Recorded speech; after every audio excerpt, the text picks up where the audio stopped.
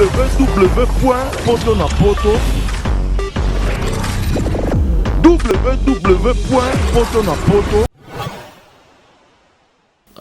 ya passe au moins nous comme mon nom boy et mon avenir que non comme la vraie politicien www.potonapoto. Ce qui se passe au jour d'aujourd'hui, ils ont leur conseil en bongo. Dis-moi pourquoi est-ce que Blaise Manzambi a eu Ndamou Yaba chrétien qui découle pendant que déjà va se communiquer. président na yo alors moi na mboka ou moi na mboka te président Vital Kamerhe Naza combattant il y a valeur, il y a pas des anti-valeurs, des combattants là je suis pas dedans. www.potonapoto. Ceux qui ont pasteur, je ne sais pas, un tel Olinga qui m'a remis ça, moi je me suis mollignoté. Mais c'est pas pour autant que tu prends ton café, ton chocolat chaud, tu prends ton chocolat chaud tranquille, au manu ko critiquer et bembe. Nge Congo ezandenge zawana. www.potonapoto. Marie Missamo était célibataire. Marie Missamo avait droit à être heureuse. Marie Missamo elle avait droit à faire vie na yenge andaki ko attendre ko sala yango parce que muto akufela mutu ne kulusu na bino nyonso ba musicien chrétien ba hypocrite mutu moko te akufela mutu na kulusu à part Yesu yemoko. Moïse, le gouverneur Moïse qui a tout mis en lobby qui est 2 minutes à prière. À lobby bas semble la pour la maman naï, ton tata naï non. À lobby bas semble la pour la Congo. Mbote na wano so balingaka l'ami donc vos journalistes de Saint-Esprit ça va toujours matcher qui commence avec les meilleurs sites www.potonapoto avec le partenariat en anglais toujours Congo direct avec Arnaud Vouma les meilleurs réalisateurs 500 méga PC na bossanité de Onanga Junior Kadia réalisateur puis ingénieur du son Marcy Media ba tout ça la son qui top ba bilio autre mais non na no moko oyo asalaka musalo oyo azape combattant azape ayembaka musique ba bengi musique chrétien bandeko ya sœur Marie lulu autre ya mission to komona enani sœur na biso Mira Pedra Mira Pedra wana combattant chanteuse animateur journaliste toyebité à la droite nan to pesa mbote bomona e bonsoir Mira Pedra. Bonsoir ami. Bonne journée. Ça va, merci. Tout va bien. Merci beaucoup, Mia Pedra. À votre côté, moment, la musique maçonne, je suis présenter comme on appelle la Mia Pedra, non, Mia, c'est M-Y-A, un peu plus loin, P-E-D-R-A. Pedra, voilà. Maman. Donc, il veut dire juste pierre, une pierre, comme je l'ai dit bien dans mes émissions, lorsque je présente. Ma liberté à moi, je l'utilise pour apporter ma pierre à l'édifice. Donc j'apporte mon expertise, je dois apporter mailler les nangas, tout ce que je pourrais, au fait, tout ce qui est en mon pouvoir pour pouvoir aider la population ou peut-être aider une communauté, mais voilà, notre communauté. Merci beaucoup, Maman Labisso. Nous savons que vous avez vraiment connecté. Boki mati pour masola kati za to beta ya refongo la poki veut que maman na biso a rebeta la biso du solo o le solo beta maka trop maman na biso to yeba rater position na yo maman to rasango maman na biso ala na ili kango ya Vital Kamerhe ya ngo monaka c'est moi ça la émission na ba vesa ngadi ne ba boaka ile na autoroute na ba combattant pour ba combattant ba kanga kai na Vital Kamerhe mais tu dis maman biso ko peut-être information ya si comme tu aimes bien na plateau na biso pourquoi ba combattant ba kanga ko oyeba ki ba combattant ba boaka na autoroute ça solo pas si bien sûr c'est ça na yobe ba ta photo mais non une photo qui parle une photo animée naza animé naza vivant effectivement Babo Kakanga na autoroute, pourquoi? Parce que je pense qu'il y a des gens qui se disent combattants, mais vraiment par rapport aux valeurs, donc ça laisse à désirer, des valeurs qui n'ont rien. Je veux dire, au lieu de travailler pour des valeurs, on travaille pour des anti-valeurs, parce que je ne vois pas quelqu'un qui s'est dit combattant, entre guillemets, de valeurs, qui combat pour le valeur, pendant que vous combattez pour les femmes violées, et vous persécutez vos sœurs, pourquoi? Par rapport à il y a opinion na yenga qui opinion nanga. Par exemple, si je choisis le rouge blanc, c'est le rouge blanc. Donc c'est mon opinion. Je pense que c'est ça la démocratie même. Quand on dit qu'on se dit combattant et qu'on combat même véritablement les choses qu'il faut pas combattre, on se pose des questions. Qui sont-ils? Ou c'est des bandits de grands chemins ou ils a voilà quoi. Yo tango problème il y a qui nano. Yo na bango au santé qui ango te bien ozaki ba bi problème fa ba na ba combattant ba ngot ba tinda na ba menace na ba téléphone ba finga yo na mbebele na ba Facebook yo genre ba menace na bongo te ba que non ba lingo sous na ba combattant. Non mais obi menace mutu ça comme menacer mutu, je pense que mutu soit sa liberté, mutu soit sa li moi na ya papa na moi na ya maman na ye pour pouvoir vivre librement. Déjà la loi oyo il y a droit de l'homme et c'est une loi en France la liberté les plus fondamentales et la liberté ya mutu à tambola librement peut à s'exprimer ceux qui ont s'exprimer parce que par exemple yo la mine aux linga couleur jaune et vert. Donc je ne suis pas obligé de me soumettre à ta volonté qui est d'aimer rouge et blanc donc ou jaune et vert, voilà tout simplement parce que ba combattant ba lobaka bango baboma 8 millions de morts. Bango wana bato oyo soutenir baza bato yo babomi mboka pe président na yo aza étranger. Mais yo mutuza wana président na yo alaka mwana mboka ou mwana mboka te président Vital Kamerhe. Aza mwana mboka. Yo confirmer bien Vital Kamerhe aza mwana mboka. Bien sûr aza mwana mboka. Aza mutamboka. Yo somona mutu oyo asali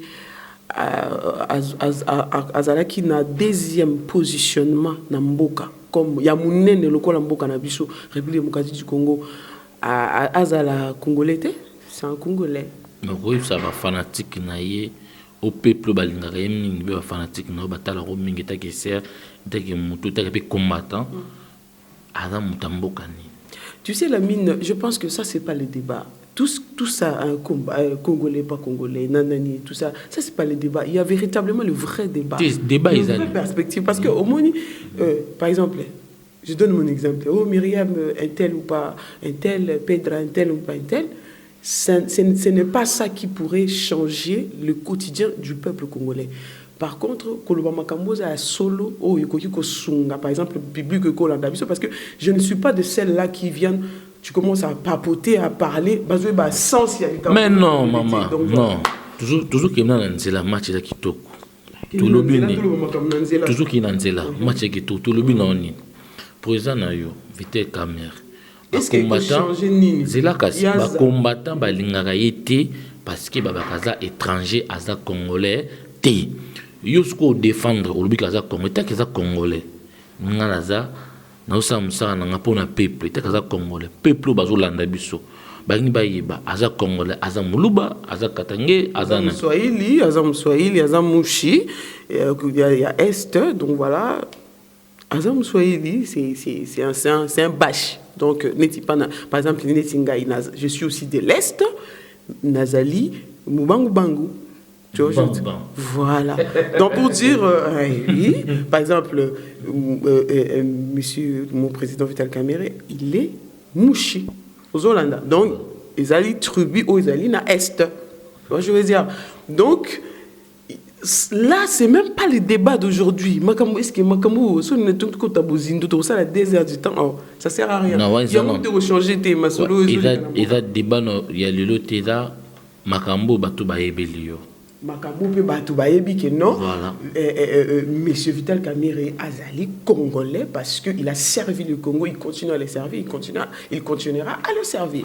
Merci beaucoup comme aujourd'hui Makambo le lot, mbote bazola nangai na batunanga obasala kangai nazala kitoko ambara kuziama les meilleurs coiffeurs to barara toujours mais maman na biso za pembe dangai azokote Vital Kamerhe Mademoiselle lelo to betango gimo de 1 a changé parti tout le monde là sur Facebook, tout le monde qui a des vidéos partout il a qui sont avant-hier au Fukamaki des présents Moïse alobaki batno so ba Fukama na midi ba sambela pona mboka Congo, pona mboka ndenge zokende, pona mambuto. Yo pende ozaki no muta Vital Kamerhe. au long notre activité kamika di kumbala moko bou comme je pas présent moi. Franchement c'est ce qui est désolant na panabiso ba congolais. Moïse Katumbi, Vital Kamerhe, Messi, président Katumbi. Bah ça va ta partie. C'est là on a pris ce exemple. Nazoloba, Yo Ngai, Arnold Mvuma, Junior 500 mégapixels. Il y a un lobby. Est-ce que Baza va congolais ou va congolais? Baza va congolais. Nazol répondre à la question na yo. De deux. Moïse, le gouverneur Moïse Katumbi, tant lobby que 2 minutes après prière, lobby ba semble pour la maman nae, ton tata nae non. Ba lobby ba semble pour la Congo. Je pense que pourquoi? Parce que on sait que la prière a fait ses preuves depuis les temps jadis, depuis les temps anciens, depuis le temps de la Bible. Prier, cela veut dire quoi? C'est là où Dieu nous donne la force, c'est là où Dieu nous donne tout ça, la quoi et comment par rapport à Mboka. Dans Mboka, on a besoin, il y a le sang, comme je le dis la dernière fois, la RDC a besoin d'une intervention divine venant de Dieu parce que tout ce que vous voulez. Et s'imposer. Dieu est au contrôle de tout. Et ça la ils étaient dans ça. Nzambe azana contrôle ya nyonso. Il y a rien qui échappe Dieu. C'est Dieu qui est au contrôle. Ndenge Congo eza ndenge za wana na silisa la. Aujourd'hui ba belé monsieur ça ngani. On a besoin de réponse ou bien donc voilà, nous Congo wana tous on a besoin à l'osambo et une colobaté parce que gouverneur Moïse Katumbi a lobby que non 2 minutes il y a prière et on les a les soumoutés à lobby tout semble pour le Congo parce que le Congo ne va pas bien. Le Congo profond tout le monde, il y a de viols en plus, on a bien précisé. Il y a de viols, il y a beaucoup de choses là où l'homme ne peut pas mais Dieu peut. Donc voilà pourquoi on a Fukamaki, pour donner un exemple, parce que tu ne peux pas être un bon lecteur, un lecteur oublié, dans le sens que au talinette qui t'a la taille ou bien au tangi au bossen makambotan, donc on a na yoki, n'engage gouvernement na solo na gouvernement Moïse Katumbi, mais nani mbela oya pesaki. Moi, j'ai reçu cela parce que je suis chrétien. Je pense que même Bibezo le baquet, si mon peuple sur qui est invoqué mon nom prie, plutôt simili, prie et cherche ma face, je lui pardonnerai son péché. Je pense que c'est une bonne cause. J'inviterai déjà même à tout le monde de faire de même comme nous. Je sais qu'il y a plusieurs même le bazo le bayangote, bazo sala yango, ko sala moi 2 minutes il y a le sambo, ça m'a bêté. C'est qui n'a parti au Yozaraki. Nazali toujours. Même même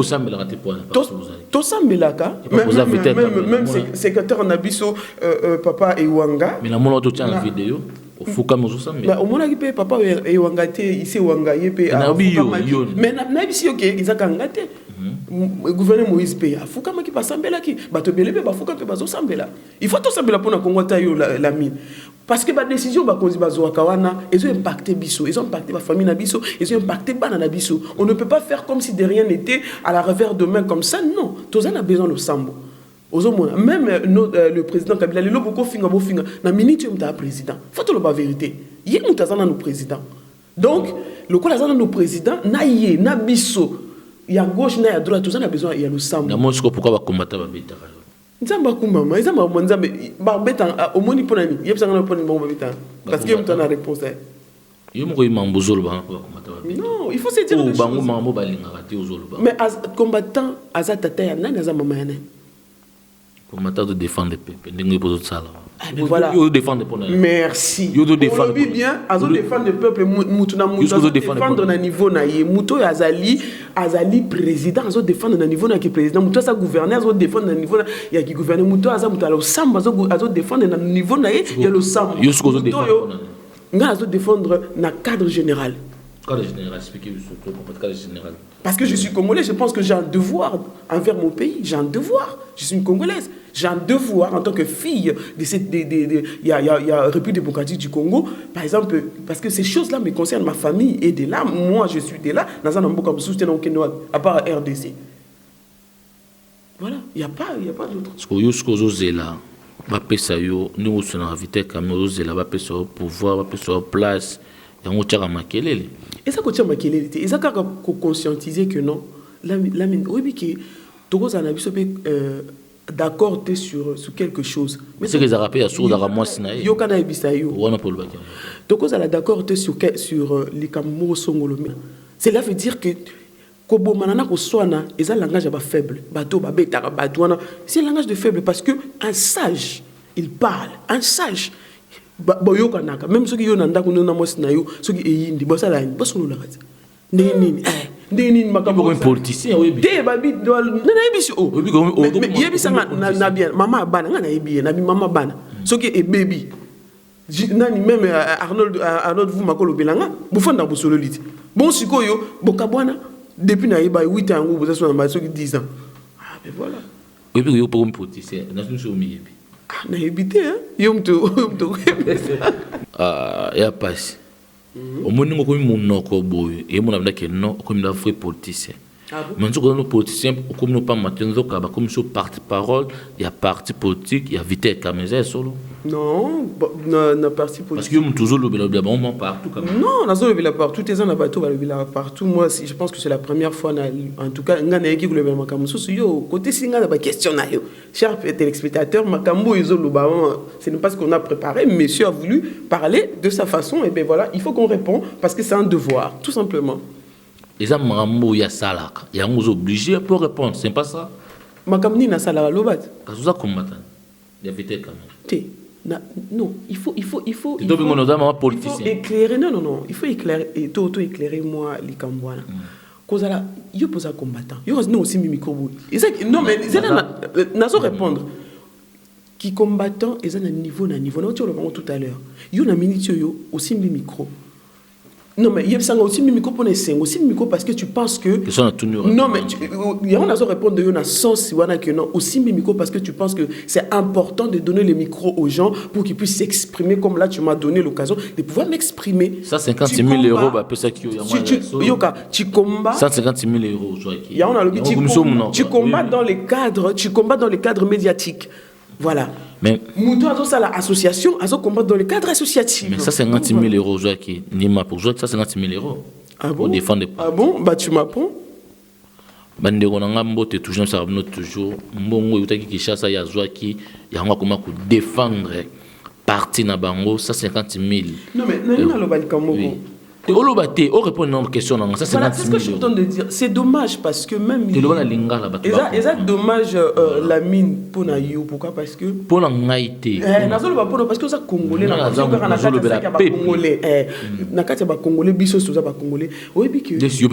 Comme un niveau. T'es comme un niveau oyo kenon. Toi on a comprendre makamune ngezokende. La musique mukolo. Est-ce que makambo mboka il faut ngana yotoya auto na lobaki oyo kende kizonga ningi ngosala na ngaza mta polémique.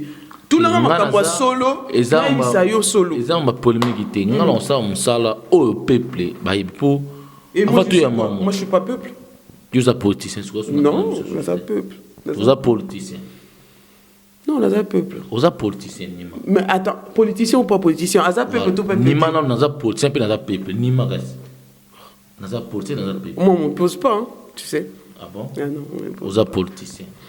Ça c'est. Il y a un combattant qui est politique. Qui sont en autoroute, il a raison. Vous êtes politicien. C'est voilà. Il pose un anti-valeur alors. Ah parce que ceux qui ont moi dans mobile basé une de moi si babo qui na babal quelle que soit leur raison, mais tu vas là aux défendre. Yo maman. À partir de l'obo que la mine c'est un anti-valeur parce que avant dit que non pour la opinion na yo ba violer yo ba boire yo na autoroute au milieu de la nuit. Ça n'a pas de sens. Bandeko nanga tout bozolanda boyebi ke non na mboko toza ba combattant ba lingaka te ba na biso ba diriger banani baza banzambe tinga zo sa ba yo lobi mutu na liberté la mine mutu na liberté ba lingaka te ba na biso déjà Congo ba yawo et comme yé azarana bango aliaka na bango amelaka na bango yango kanda wana ba combattant ba kitaka ye na autoroute nakosi tuna kene tuna mutu abora kinga ye bitina bokela mutu abora kyo oui bagaye te yo yebi yo boyi bagaye. Merci beaucoup de nous landa biso balobi on ezaki moi muké to sola moi muké mambo ba ebele ya combattant jusqu'au deuxième façade on ndeko na ngai maman Marie ane koloba deuxième façade yaye o lazo lela sœur na ye c'est Marie atiki biso to monio ba mission chrétien tout ba sali banzembo ba sali hommage na réunion ba mission chrétien to monio te pourquoi oya quitté yo moko dans nous musicien chrétien quitté pourquoi? Parce que je suis à l'université. Donc le jour où Bango Batiaki Matanga, donc Réunion. Plutôt Batiaki Réunion, j'étais à l'université. Bon, il y a mis balai. Ils ont raison, il y a mis balai parce que tout ce que au Bakino ça la réunion, ce sont des hypocrites. Hypocrites. Tu vois, je veux dire, hypocrite. J'appelle un respect, mais comment on peut baser non, mais est-ce que, je sais pas, peut-être, aux ça la émission, il y a une polémique où tu veux vraiment qu'on dise deux choses. Je veux dire que tout le monde va vérité. Tout le monde va vérité. On a dit que non, pour la vérité, et je dis bien à part le producteur Magloire Mundele ou Azalaki producteur c'est Marie Misambo Wananda Azalaki vrai la plupart de tout le monde que bakendaki wana bazo yemba banzembo basali wana c'est de l'hypocrisie mais pure et simple et moi et l'hypocrisie on en fait deux je ne peux pas. Mais tu peux expliquer quand même l'hypocrisie non mais hypocrite nabi nani Azalaki ko linga c'est Marie Misambo faut te le la vérité na ba musicien chrétien na LC na bambulo tikoleka il fallait qui basala qui moi concert moko boye babeta bango nyonso babeta bango nyonso ba musicien mama Teten Zungandeke aboya qui sert Marie Misambo mata sert nani Marie Misambo sert nani aboya mata mama Teten Zungandeke je viens pour tourner autour de Laurier et faire le tour du pot. Je dis les choses telles quelles. Quand la serre est montée, la dame n'a pas voulu monter. Tu vois, je veux dire. En dépit de ça, nani ba musicien o lelo tozomona ke matanga bazui matanga bakaboli yango ande. Or que la dernière fois na mona ki bandi mususu basangana ki pona koloba ke non to sala matanga na miracle. Mais chose étonnante Kazarema ezu ndamba batu basali ngana zokamo ebe bango ya binoté. Oh. Non, ils ont bangoté papa. Parce que finga Marie Misambo. Marie Misambo ninga zana ba ko finga o Marie Misambo azali azamu pagano azali ko zalana ba wazi ko zaki na ba mais ce sont ces gens là, les wazi quoi, les Koffi Olomide, le Jibem Piana, les Scram na ba sai ba tunyo so wala tout. Ce sont les gens qui ne ba fungola ma boko ba Marie Misambo. Ozola ba jija yete que yo ser en Christ ni o zalana biso. Mais ba frère en Christ, Olini n'a pas sa réponse. Ba frère en Christ, il va frère en Christ, ba prophète, ba pasteur, ba ninso, ba tonza menyoso, ba critica kama, banda critiquer Marie Misambo jusqu'à aujourd'hui même, bazo continuer akufi. Lelo bazo linga, Marie Misambo, bazo sali banzemu. C'est de l'hypocrisie et ça c'est pas gentil, c'est méchant. Posez la canabia, bolingwa ba congolais, ba linga ka manifester bolingo soki mutase koti na cercueil. Marie Misambo avait besoin de l'affection, Marie Misambo avait besoin qu'on la soutient. La dame elle faisait que chanter des chants ya mawa, nzambe passe nange ko sila mukoloni. Oh Marie Maroki. Comme mon frère Patrice, Nandenga a soutenir, a aider, a tout le temps, n'a pas aidé.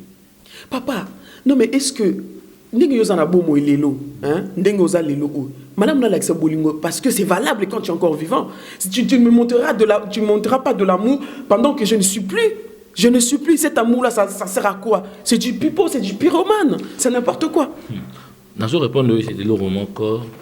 Na aucune pause à frère na biso Blaise Wanzambi na pese bambote ska azali na maman Louise Wanzambi na pese bambote mais ndingo lobi de quand frère Blaise na mona ki ataki message yo kana formé yo ataki message moko na Facebook na pe na Kazarema avec benga tous les missions chrétiens au balaka na France baya déjà basalaki yango yokanazo la mine na biso ke et donc on a déjà basalaki yango et pas ya Thomas le Kofé na ba musicien belé basalaki déjà après ya ba musicien nyoso na église miracle si nazo loba na yo après yo roloba abengaki ba musicien tout chrétien après wana les mêmes jours il est pas convoqué ba musicien chrétien les mêmes jours ça la réunion et avec sur réunion nous sommes ba musicien chrétien et salama qui place mususu avec qui il avait les frères Madoché Kayembe, les jours, les mêmes jours, à Zosala, réunion, à bientôt, monsieur chrétien, pas né frère Blaise Wanzambi, autour de frère Madoché Kayembe, parce que réunion n'a pas de ils ont qui jour avant,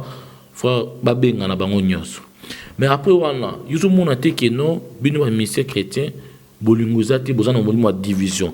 Parce que banzembo o bino boye maka et on a yo te banzembo bazosala mama ngana zol ba émission ça nga yo kanga banzembo yo poye mbaka oza monsieur chrétien voilà même wana yemite yo moko yembaka que banzi bobino boye musique chrétien beaucoup te abiso nini na votia les missions chrétiens nyoso pour boler la Marie et sika moko mais boze lele ndenge yolobi na division.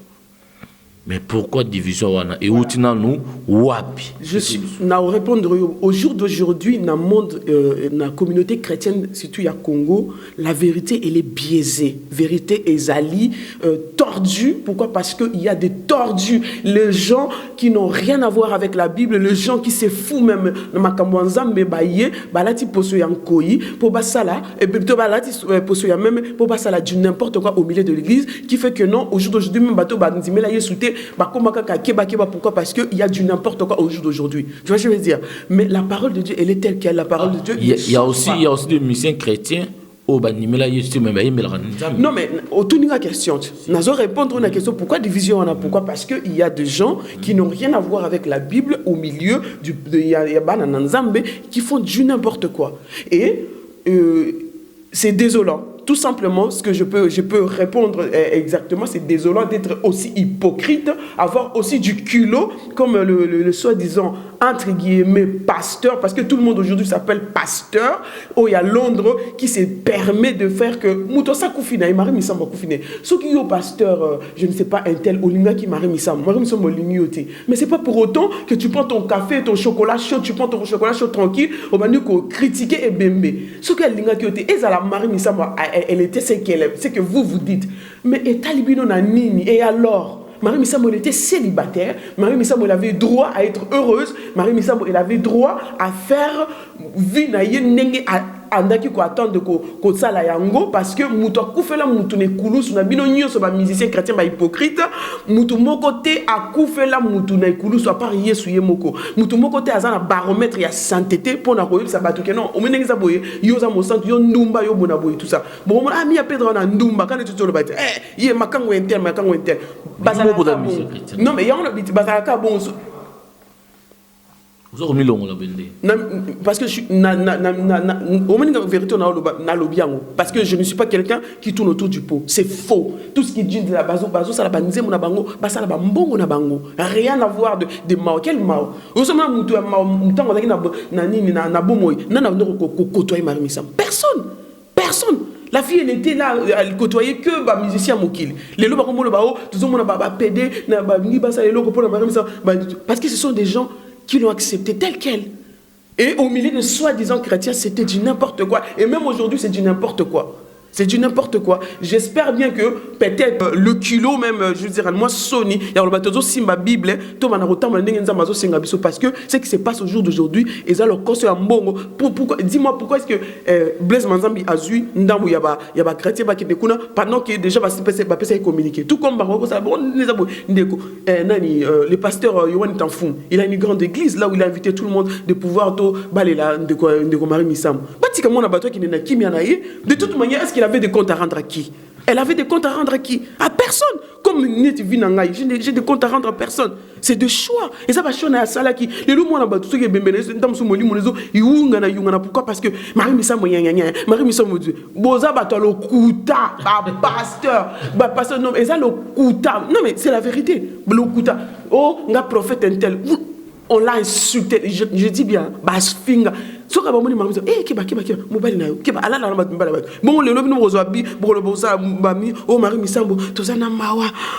je l'ai vu. N'importe quoi, bande d'hypocrites. Merci beaucoup, merci beaucoup, na Santo Digira, chef d'entreprise en Suisse. Merci beaucoup, na Véro Mango, il m'a clairé champion de toujours, balobi na bosanité, bandeko yo. Oh bah ça la poto na Kinshasa Zelande konangai Julien Botala tala bibo kindi ba na mission chrétien na ba patient ba prophète ba hypocrite ce que yo sur côté ozolo ba bon ozo défendre c'est mari relation na yo na c'est mari peut-être non ndengeni pour défendre ma. Non mais il y a même pas histoire d'avoir une relation très intime avec une personne pour être humain. il faut être humain tout simplement. À cause de la paix mondiale, mais je sais que dans le milieu chrétien, la polémique par rapport à Sœur Marie Missambo. Tu vois, je veux dire, c'est quelqu'un, personnellement, apprécié par exemple, on dit Imayonza mboyo, Papa Sembola Loboko, Yonza mboyo. Zamba Marie, voilà, c'est des chants qui me parlent. Tu vois, je veux dire, ça me parle, c'est des chants qui me parlent. Pendant le moment difficile, il y a Vinanga, c'est des chants qui me parlaient. Et par rapport à ça, j'ai commencé à vouloir savoir un peu sur la vie de la personne qui chante des chants aussi qui touchent le cœur, tout simplement. Batouba Lingaba Lingate Lelo, papa. Marie Missambo l'a servi, elle a impacté sa génération et elle est partie là où elle est. Tout simplement. Ozomona, mutumoko ta royane tiba pasteur no mususu bana kilote, onengeza amuli mona yeto ebite kote ke yonani, yo Yesu. Yesu yo. Zambo yo. Merci beaucoup, Sœur Nabiso Peda. To komina suka émission Nabiso. To éviter conseil nous allons ya suka pour nos personnes missions chrétiens tout ou mboti na baton so bazolanda yo. Voilà. En dépit de ça, tout lobby, moi polémique et tout ça. Et polémique, tout le la vérité. Non, je sais que. C'est la vérité. Vérité, ça dépend de qui vous voit vérité et comment. Voilà. En dépit de tout ce qu'on a dit, voilà, mon anga est ce que ça boy. Comme ça, la choix n'angaï politique, et ça choix et j'assume mes choix. Et personne ne me changera par rapport à choix n'angaï. De deux. Le sambo oyo il y a 2 minutes nazo senga na biso nyoso ba congolais bana mboka il y a partout dans le monde le sambo wana il y a 2 minutes et ko senga na eko coûter biso eloko te il y a misatu ezali bande ko na biso ba chrétien totika hypocrisie soki mutaza na bomo inde tango ko lakisa bolingo yango na c'est pas soki mutasa kufi bo ndebola kisake ouais on l'aimait nya comme mo santo comme bo et tout ça so mutana bo mo ibola tise ba maseka comme na mukila na et tout ça tout simplement pour dire que to lingana to lakisa na bolingo parce que quand on vit encore il y a encore de l'espoir pour na nkosi ça négocier Marie Missambo a vraiment a pe manakimia bino ba ibo bolingo sala mbongo na bino bosala ba mbongo na bino botika osala o moi c'est du n'importe quoi et j'inviterai à tout le monde sur ozana posa yamba yesu yamba ne su salela yesu parce que mutakufela mutu ezara yesu mutapesa saper confiance ezali ka yesu. Voilà, nous avons recommandé dans Dekonanga Guilhem Boukou. Voilà, Guilhem Boukou, voilà, Dekonanga ya prêté. Sur mon monde, il faut qu'il y ait un Lovelis. Dekonanga prêté. Voilà, nous avons recommandé. Directeur, gérant. Je suis en train de le recommander. Que... Voilà, Dekonanga.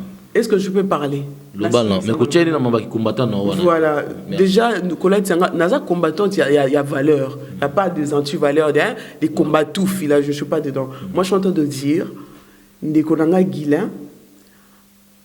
Aïebake, Yesu aza vraiment na bomoi et puis a koufela qui est donc nzelande yangwana bato misusu bazo faire biaiser vérité à Bible vérité Bible est la vérité zanzela Jésus-Christ c'est le chemin la vérité et la vie et véritablement il est la vie donc voilà ce serait ekozala malobaranga suka pour nalelo en tout cas.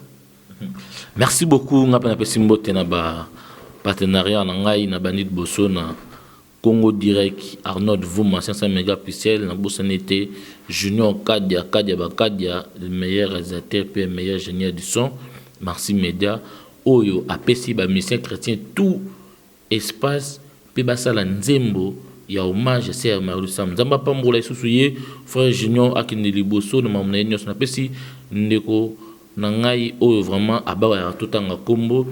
Oyo babi basali ba fête c'est belé dans le monde entier salo ya fête ça la fête tu ça la solo ya bien proprement ba décoratrice ya kitoko ma mutu ya soldati non photo ya sala ba tumsu bazu ba tiena kati non non bon na sala na bango ozo mona wana na photo tango yo kota yango eza sala Lovelis oyo za na Blom Nil soko ye wana bokomona yango adresse yango ekolekana se eza salo ndeka bola na passeport ya boye ezalate na pesi mbote na lumière isengo motema ya bibis chane mbo ya bambo na pesi mbote na madame na ngai ya boye mikoto tanga kombo na pesi mbote na ba otu yanga balingaka na ba obalinga ngai te merci beaucoup. Bonne année toujours. Et je continue. Peu mbote, peu me connaissent dans la mission chrétienne. Tout dans le monde entier. Merci beaucoup.